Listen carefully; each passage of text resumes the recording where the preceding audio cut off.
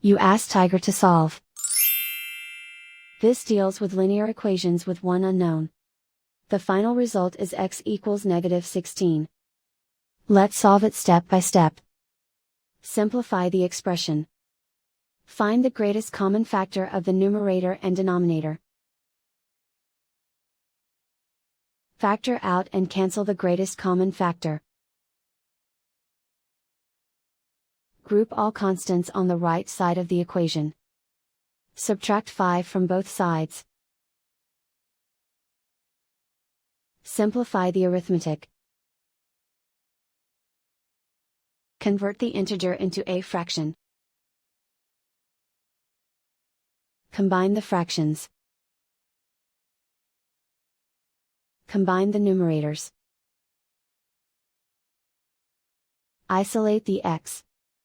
Multiply both sides by inverse fraction 3/1. Group like terms.